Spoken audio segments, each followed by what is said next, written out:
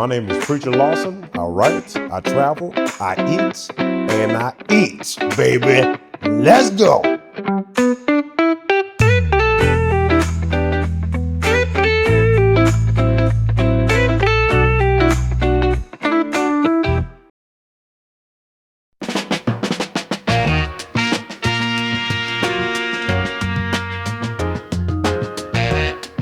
What's up, y'all? It's Preacher Lawson. Welcome to Grass is Greener. We're in Vancouver, Canada right now. About to head in the Virtuous Pod. They're known for the delicious pizza and ice cream. Let's check it out.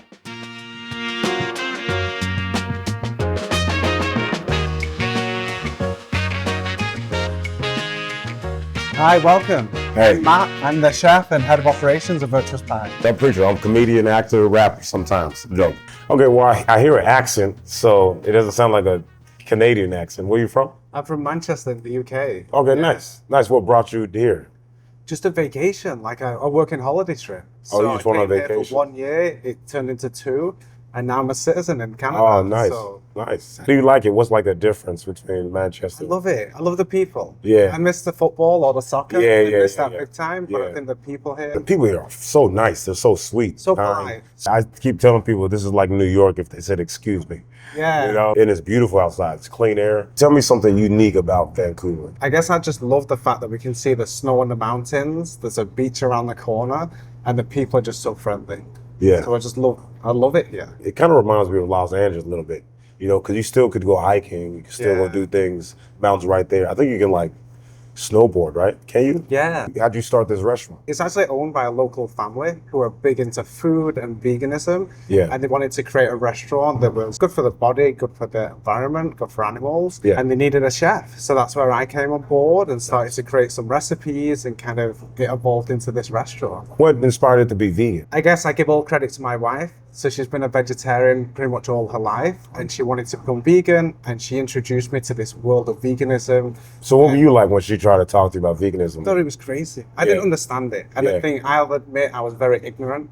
I just thought it meant wearing hemp clothes and eating vegetables, and that was it. Thankfully to her, she just opened up this world of how great food can be and how well you can feel. So this has been vegan the entire time? This restaurant, yeah. And how long has this restaurant been open? We opened just at the end of 2016. Oh, so it's almost 10 years. So, and this was the first one. Now we have 3 restaurants. So what do you recommend on this menu? What's your favorite? I think if anyone goes to a pizza restaurant, I think a good test of the quality is to have the margarita. And you see how good the crust is, the sauce, and our house-made cashew mozzarella. But then something more exciting is maybe the Stranger Wings, which is our buffalo cauliflower wings on a pizza and a blue cheese drizzle. Whatever you think is good, I will try. And then when we've had the pizza, we can get you some ice cream. So my friend Grayson is coming here in a little bit, so we got to make sure to get him something too. Okay, we'll get some good food for you both. Man, I'm so excited to try this food, man. Let's cook some pizza. Let's do it.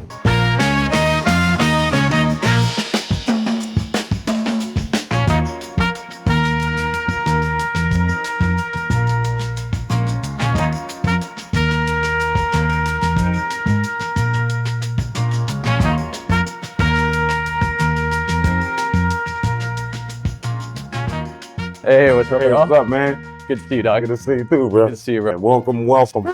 Oh, man. Thanks for being here. Nice to be in here, bro. I've never been here. I do love some pizza, so Oh, do you? I do. So where are you from? Born in Vancouver, stayed here like most of my life, but I've traveled a ton. How many countries have you been to? 42. That's insane. What's your favorite country? It's got to be Canada, just overall, I think. But for traveling, man, I love Spain. Yeah. I've spent a lot of time in Colombia. I love that. This place is awesome. I mean, I've been to Vancouver. I haven't really spent enough time. Yeah. I just kind of do the show and I leave. Most times I travel. Yeah. And I've been here and I just like, man, I love it. This is your home. So people think of it differently about their house. You might get like a little bit of a psychological answer from me just because that's like my area of interest, but there's a really big difference in Vancouver between the landscape and the people. I think the land for me is really rejuvenating. Obviously you got the mountains, the water. I always feel like really refreshed when I'm here, right? It's something that really like almost cleanse, very peaceful. Yeah.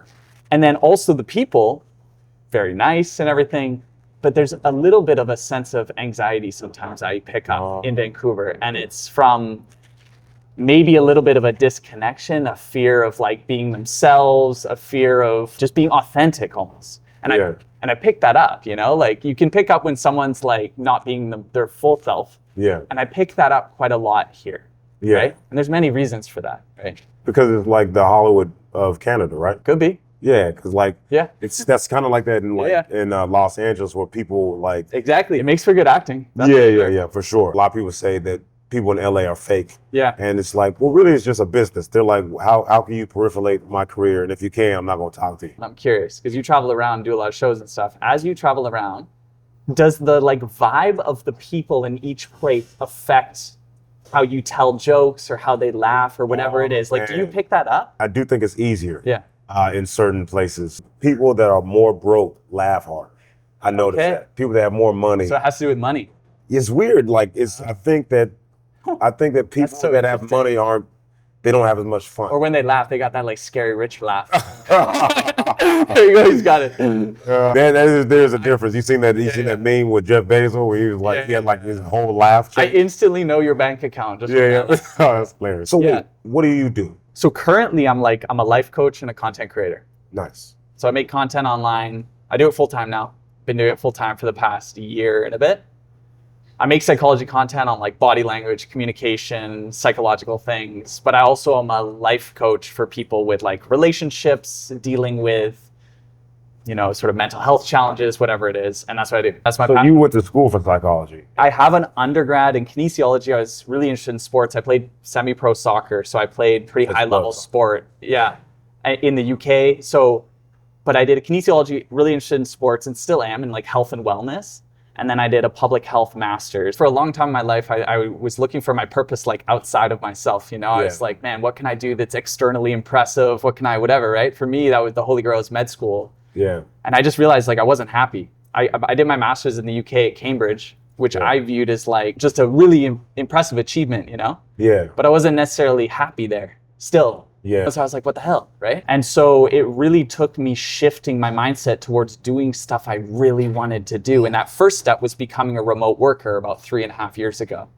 And for the first time in my life, I worked for a psychedelic medicine company. For the first time in my life, I was like happy, And since then, I've just been more and more making decisions that are aligned with like what I actually love doing, just authentically, And so I wanted time freedom. I wanted to not wake up to an alarm, that. I wanted to be my own boss, this type of stuff. I knew I loved psychology, so I just started making videos. So you do it on like body language. All kinds of stuff. Body language is But one you- area. Anything that falls under like psychology and spirituality and mindset and stuff. So have you ever like told someone that and then you kind of like you kind of see the intimidation? Like as soon as you tell them that, they're like, oh no, he's gonna be judging me. Or Yeah, I'm thinking- 100%. My girlfriend said that. She said that? Oh, yeah, like like, immediately. She already knew I had the following before we met, and so her on the first date apparently she was just kind of like, shit, is this guy like using tricks or? Yeah. I think for me, I feel almost more anxious that people will assume then that I'm some perfect body language specimen and that I have all the perfect. That almost makes me just a bit anxious, and I don't feel like that. That's how I feel with comedy. Like when I tell people I'm a comedian, immediately they're like, "Oh, he's gonna make me laugh," Yeah. and he's like, "Bro, I'm just chilling." I know. Like, I know. You know what I mean? That's too much pressure. I know. I feel like when you travel, like I just think a few things. I think when you have kids, I think when you have money, I think when you travel, I think there's a different level of education. You learn more things. Yeah. So I think traveling, it kind of like makes you wiser. I know kind of, because you have different experiences and it's just different cultures and a lot of people don't know, some people don't even leave their city, Yeah. Or their state, let alone a country, right? Yeah. If you can give any advice, it is random. It could be relationship advice, it could be like traveling, whatever. Yeah. What would it be? Just general advice. Everything starts within. Everything starts within you. That's the statement. And then the advice associated with that is, I think we spend a lot of time focusing on our external circumstances and changing those. But if you spent more attention on your internal state, your internal thoughts, your blockages, your limiting beliefs, creating more space for that, your external circumstances will just naturally change over time. Because whatever your internal state, your external state will eventually just mirror. That would be my advice. And that's what I help people do actually in my life coaching and everything. And that's foundational to, I think, everything. Yeah. Part of that is understanding the external so you don't get overwhelmed by it, right? Understanding what's going on psychologically. But then what are the techniques to shift my internal state so I don't have to worry about shifting my external reality, right? An example of that is like in a relationship, You know, maybe you keep attracting narcissistic partners or people who are like really avoidant or people who love bomb you and then leave or whatever, right? Ask yourself and be curious, is there a part of me that continues to attract this into my life? If you shift how you are, you start putting in more boundaries, you start having more self-love, more self-respect, whatever it is, all these kind of internal things. Eventually, these people just won't be attracted to you. They won't like stick to you. They won't come into your life, you know? And that applies to everything in your life. If you don't have as much money as you want, obviously they're circumstantial. People grow up with different amounts of opportunity and all this type of stuff, right? But if it's a continual pattern and you have opportunity to make money, but for whatever reason you're just not, there's some sort of blockage within you, whether it's sort of a belief about money, a belief about your self-esteem, that's blocking that from flowing towards you. And when you say don't focus on external, like, you know, problems, like maybe if your boss is tripping or you're struggling financially, it's like try to not over stress about that. What I'd say is just notice it, right? Yeah. Notice it, but notice if it's a pattern in your life. So an example is notice if you have a job and you hate your boss and they do a certain thing and then you switch jobs thinking it'll be better and then you once again have a boss that's annoying and does certain things. Yeah. If it becomes a pattern, there's a good opportunity it has something to do with you. Yeah. So there's some part of you that's allowing this to come into your life. Okay. Yeah.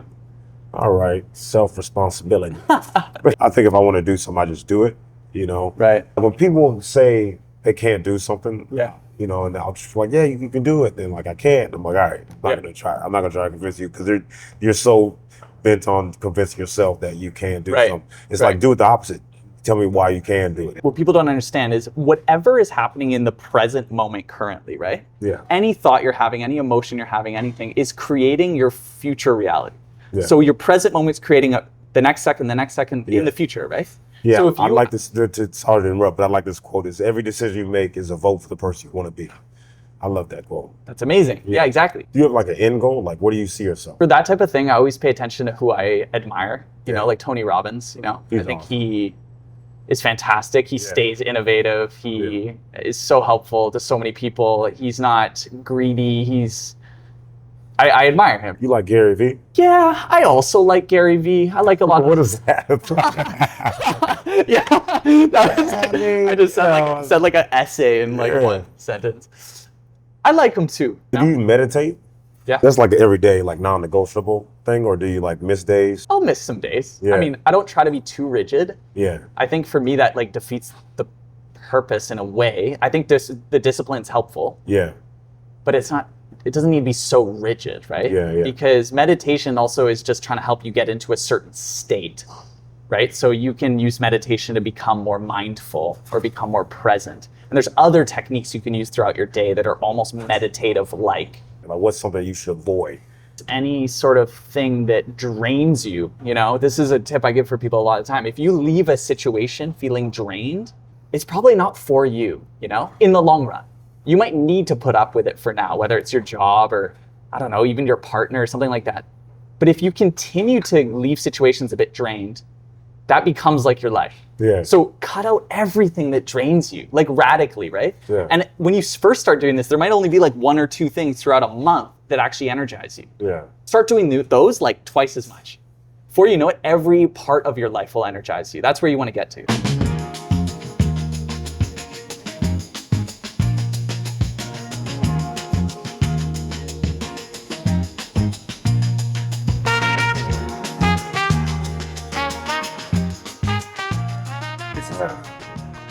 Margarita pizza with Oh. the cashew mozzarella.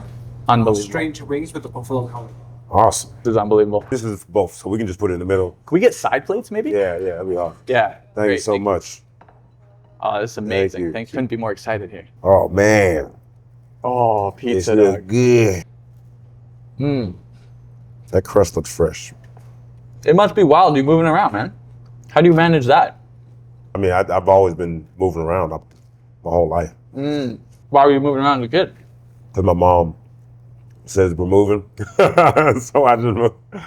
Yeah, I didn't know. She didn't really give me an explanation. Big moves? I moved from Portland, Memphis, then Texas, San Antonio, Virginia, Oh, wow. California, Washington, bunch of places. And for me, moving around, just traveling, it's pretty normal. How's your pizza? Phenomenal. It's good, right? Phenomenal. The crust is, you can tell it's fresh. So good, bro. It's like super soft, like melts in your mouth. You always got to get a margarita, though. You know what? I never get margarita. Yeah, you got to check the I standard. never. I know. The margarita is like checking the standard of the place. That's you know? true. This is insane. Bro, this pizza is electric. That margarita pizza. Dude, I feel so lucky about like to be here. Oh, no, it's awesome. amazing. Thanks for being here, bro. Oh. So you must be meeting a lot of creators now. How's that? You meet any like creators that you're like, damn, that person's weird. They do Yeah. weird. You know, I want the dirt. Yeah. I mean, a bunch of them now are weird. They're creators. Like we talking. Yeah, dog, don't expose us like that. Yeah, we're all weird, bro. I don't think the human race is built to experience this much pressure, know this many people, be famous. You know what I mean? Like it wasn't like that before. It was like kings and queens. You know? Now everybody famous now. That's actually true. Yeah. Most people are really cool. Even some cool people are kind of crazy. I just noticed that the people that do the best are just really good at consistency and collaboration. Oh, collaboration. Yeah, they just work with other people. That's something I haven't actually done a lot, but I want to do more. That's why I was Yeah, I actually think so. I see your Instagram and then you have like 1 million plus followers. The fact that you're not collaborating and you got that many followers is pretty insane. I mean, that's why I was fired up when you hit me up because I'm like, man, I mean, you're a comedian, you know, but you're also a creator, right? So, Yeah. and I was like, man, that's kind of exactly what I wanted, right? To get more in that scene. So Yeah, absolutely. Which one you like better? You too. I kind of lied, bro. Yeah. I wish they were chicken wings. I can't lie. I shouldn't say that. I mean, I like that more too. Like if you try vegan drumsticks, I promise you'll be like, this is one of the greatest things. They're so good. You're a full vegan. 100% vegan. All right, tell me about that. What's your kind of reasoning? Are you like for health or for animal cruelty or like what is it? All the above. Some guy I knew, he's a vegetarian. We were like, why are you a vegetarian? He's like, I did a commercial with animals. And he's like, man, I can't eat these animals. So he decided to become vegetarian. And I was like, well, I like animals. He's like, yeah, but you're eating them. So I was like, I'll try out being a vegetarian. I just tried out. Did it for like a year. And then I was like, I'll try out being a vegan. I always thought I'd go back. I just felt good. And I was like, I feel pretty good. So I'll just keep doing this until I feel bad. I've been a vegan for like 7 years, 8 years, no meat. I just don't want to hurt anybody. If I can just not cause any pain to anybody, you know, I'll just do that. Yeah, I'm not a perfect person. You know what I mean? Everyone's a villain in someone's movie. But I try just to alleviate as much pain as possible. That's my only goal. Have you seen those studies showing that plants sort of feel pain, like pain reception, or they can even hear them? No, auditory? plants are alive, but they don't have pain. They don't have a central nervous system. So like, you know, you can kill a plant, but they don't feel pain. A central nervous system comes from like the brain, so it has to tell your body, hey, we're in pain. Plants don't have brains. They can die, but they don't have a central nervous system. You're driving, you're about to crash. There's a bunch of grass, or there's a bunch of puppies and kittens. You know, like, you know what I mean? Piglets. You're gonna be like, you gotta go, grass. You know? That's true. Oh, We have a flight of ice cream for you. Okay. oh my God. You can smooth that out the way. Get it. Awesome. Just on the left, we have the chocolate caramel shortbread. Oh, In the great. middle is the buttered maple pecan. And on the right is the cookie dough ice cream. Okay, cool. Yeah, give them a try. Okay, awesome. I can just tell you know when it's gonna be good. Okay, hold on. Before you finish, which one do you think is gonna be your favorite? Good question. Oh, I think this one. That's why I started with it. Me too. Really? Yeah. So I think you did that's start it with. No, I I was- started with this because it's closer and it looked more like me. But I feel like that's. Oh, at least I didn't say that. Okay. Please, all right. Wow. It's pretty good. That's crazy. Bro, I had always heard about this place, though. I've never been. Oh, really? Delicious. Yeah. Gotta come here more, man. Amazing. Good choice. I was right. Yeah, it is the best one, bro. Call it a hot take. I don't like chocolate ice cream Oh, really? that much. You like Kind of- vanilla ice cream? Yeah, dog. You like vanilla, but you don't like chocolate? Yeah, dog. Oh my gosh, bro. I know. Vanilla is so vanilla. In every category. Oh my god. Oh my god. All right, I'll get out of here. I'll get out of here. I thought that was a safe place for this. No, yeah. You can make a joke. Okay. You made a really interesting comment earlier about poor people laugh more. Yeah, they Still do. thinking about it. They do. They laugh. It's such an interesting comment. Look, man. I don't care who you are. You struggle with some type of sadness. You struggle. Life has the finish line is always moving. You're never gonna get to one place and be like, oh, now I'm done with depression or done with struggle.